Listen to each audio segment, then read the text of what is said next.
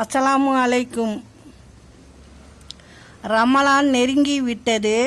நோன்பிருக்கும் நிலையிலும் உழு செய்து முடிந்த பின்னர் வாயில் இருக்கும் தண்ணீரை விழுங்கிவிட்டால் நோன்பு முறியுமா என்று கேட்பதற்கு முன்னால் மற்றவர்களது உரிமைகளை நான் விழுங்கியவனும் அல்ல என்பதை ஒவ்வொருவரும் உறுதிப்படுத்திக் கொள்வது நல்லது. யா அல்லாஹ், நோயினால் அவதிப்படுபவர்களுக்கு விரைவில் குணமளிப்பாயாக. குழந்தையில்லா தம்பதிகளுக்கு குழந்தை பாக்கியத்தை தருவாயாக. வேலை இல்லாமல் இருப்பவர்களுக்கு விரைவில் நல்ல வேலை கிடைக்க செய்வாயாக.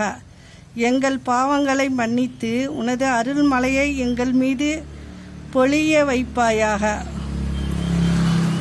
யா ரப்பனா, எங்கள் இல்லமும் உள்ளமும் உன் நியமத்தை எதிர்பார்க்கிறது.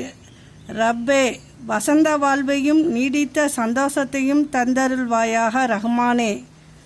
அஸ்ஸலாமு அலைக்கும்.